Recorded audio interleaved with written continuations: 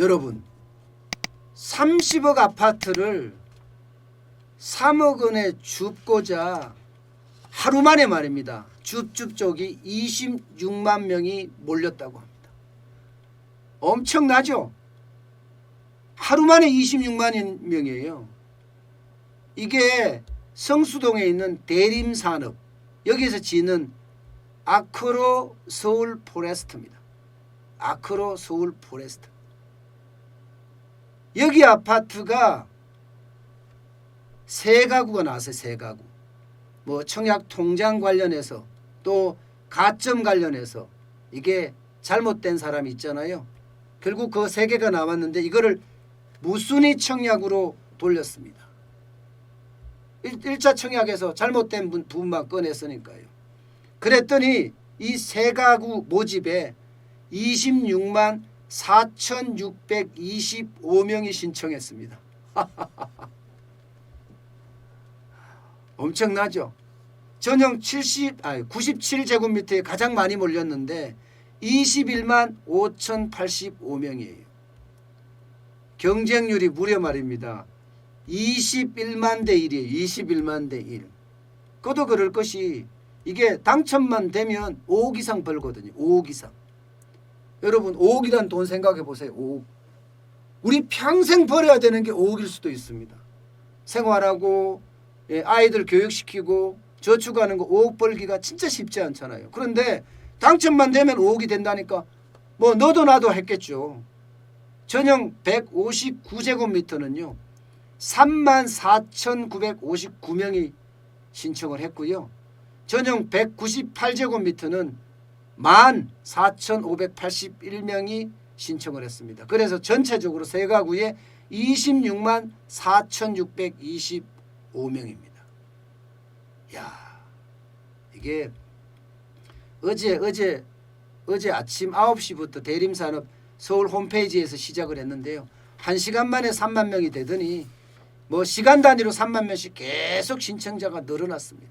그야말로 무순위 청약자 중에서는 아마 압도적인 흥행이에요. 압도적인 흥행. 자연스럽게 대림산업의 이 아크로 서울 포레스트는 뭐 광고가 된 거죠. 여기가요 성수동 1가에 있는데 지하 7층에 지상 45층이에요.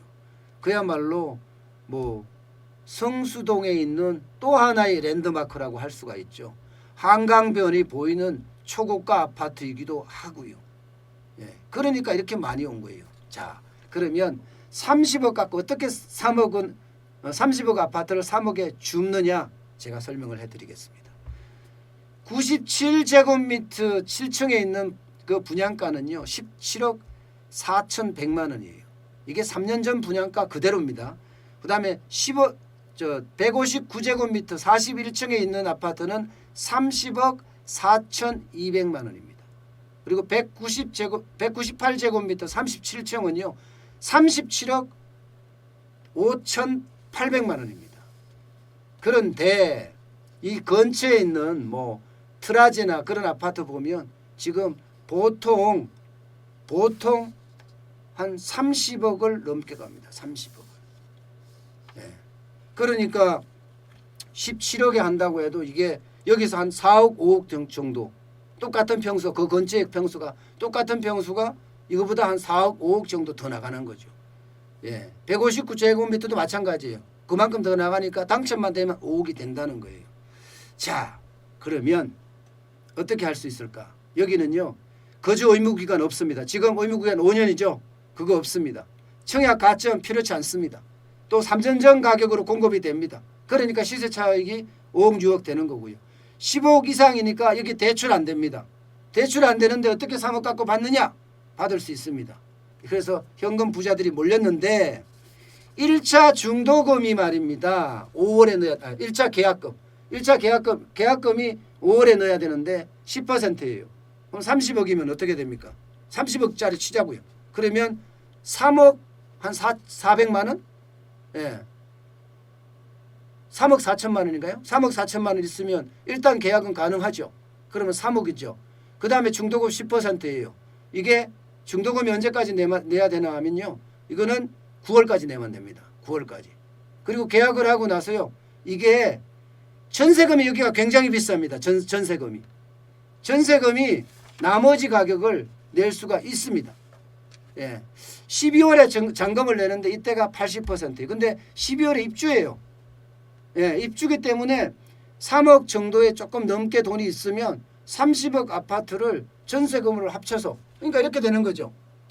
3억을 내고 나서 나머지 중도금 준비를 해서 내고 나면 그 다음에 전세로 다시 사람을 넣으면 그 전세금으로 그 돈을 다 갚을 수 있다. 이런 계산입니다. 이런 계산. 그래서 3억 4천만 원만 있으면 30억 아파트를 소유할 수도 있다. 자, 97제곱미터 예를 들을게요. 97제곱미터 구체적으로요. 계약금 1억 7천만 원 있으면 계약합니다. 중도금도 1억 7천만 원 있으면 계약합니다. 그러면 3억 4천만 원 내고 입주 때 잔금만 내면 되는데 입주 때 잔금은 전세금으로 채울 수가 있습니다. 이게 3년 전에 이미 청약을 분양을 했던 거고 올 12월에 입주예요. 그러면 12월까지 잔금을 치르면 되니까 그때 전세금을 받아서 낼 수 있다는 얘기예요. 그러니 여기에 사람들이 안 몰리겠어요? 게다가 무순위 청약이잖아요. 그러니까 여기저기 많은 사람들이 다 몰린 거예요. 무순위 청약이니까. 그런데 이런 아파트들이 앞으로도 서울에서는 많이 나올 수밖에 없는 그런 구조입니다. 앞으로도 말입니다. 왜냐하면 지금 분양가 상한제 지금 추진하고 있잖아요. 거주하는 거 5년 거주한다고 하더라도요. 아마 많은 사람들이 가격이 워낙 낮으니까 그렇게 할 수밖에 없을 거예요. 정부는 그럴 거예요. 떨어뜨리고 나서 생각하겠다는 건데 이게 떨어뜨려지는 게 쉽지가 않다는 겁니다. 여러분 성수동 일가에 있는 아크로 서울 포레스트 한번 보실게요. 이렇습니다. 멋지게 지어지죠. 이게 한강변이 마주 보이는 데다가 이쪽이 한강변이거든요. 마주 보이는 데다가 워낙 높으니까 랜드마크예요. 랜드마크라는 건 가격이 그만큼 올라갈 수 있다는 겁니다. 요즘 이렇게 주상복합으로 잘 짓거든요.